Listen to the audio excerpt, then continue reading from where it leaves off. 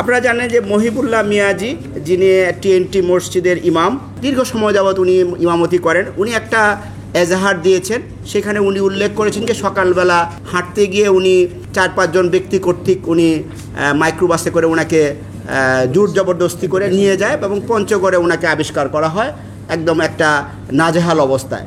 সেখানে উনি চেইন এবং তালাবদ্ধ অবস্থায় ছিলেন, যেটা একটা স্বাভাবিক অবস্থা না। পরবর্তীতে পুলিশ এবং আশেপাশের লোকজনের সহায়তায় উনি রেস্কিউ হন এবং উনি আমাদের কাছে এসে রিপোর্টও করেন।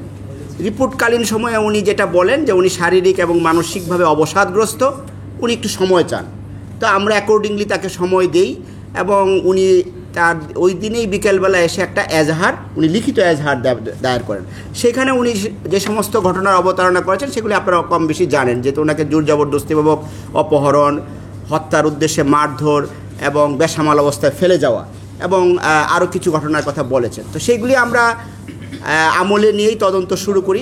তদন্তের পর্যায়ে আমরা যে জিনিসটা জানতে পারি যে উনি আসলে সকালবেলা যখন হাঁটতে বের হন, উনি নিজেই একটা পর্যায়ে তার মধ্যে উনি ওনার বক্তব্য অনুযায়ী অবচেতনভাবে উনি মনে করেন যে তার আরও অনেক দূর এগিয়ে যাওয়া দরকার।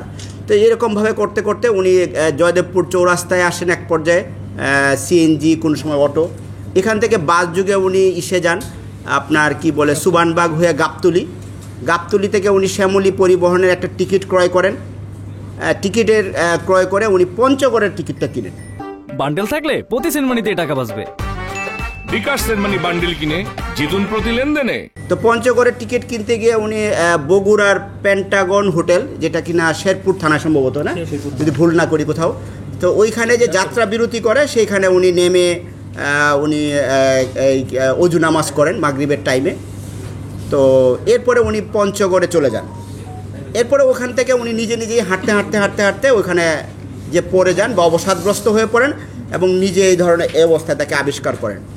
তো এইটা আমরা তথ্য প্রযুক্তির সহায়তা এবং সিসিটিভি ফুটেজ এবং একই সাথে যেই শ্যামলী পরিবহন, যেই বাসে উনি গিয়েছেন সেই মূলী পরিবহন কর্তৃপক্ষ এবং তার সাথে যে সমস্ত যাত্রীরা গমনাগমন করেছেন তাদের সাথে কথা বলে সিসিটিভি ফুটেজ বিশ্লেষণ করে এবং একই সাথে আপনারা জানেন যে এখন তথ্য প্রযুক্তির বদৌলতে অনেক কিছু চিহ্নিত করা যায়, এই সমস্ত কিছুর বিশ্লেষণ করে ওনার সামনে ওনাকে আমরা ডাকি। উনি যেহেতু ভিকটিম এবং বাদী, এখনও ওনাকে আমরা ডেকে এই জিনিসগুলি ওনার সামনে আমরা পেশ করি।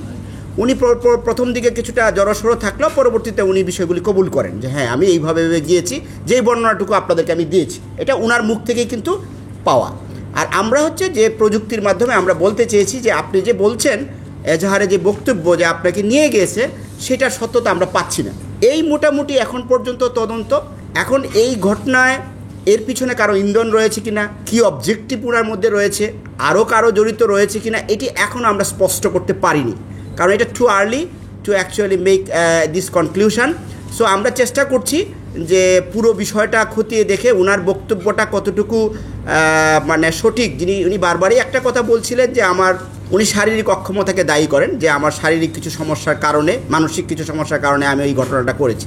কিন্তু স্টিল আমরা মনে করি জিনিসটা অবস্কিউর, এখানে কারো ইন্ধন আছে কি নাই এটা আমাদের কাছে স্পষ্ট না। এই বিষয়গুলি পরবর্তীতে আপনাদেরকে স্পষ্ট করা হবে এবং যে সমস্ত প্রচলিত আইনে যেই প্রসিকিউশন প্রয়োজন আমরা এই অনুযায়ী তার বিরুদ্ধে অথবা আরও যদি এটার মধ্যে থাকে ব্যবস্থা নেওয়া হবে। এটি আমাদের দিক থেকে আপনাদের প্রতি এই মুহূর্ত পর্যন্ত বক্তব্য। তো ধন্যবাদ সকলকে ধৈর্য ধরে শোনার জন্য।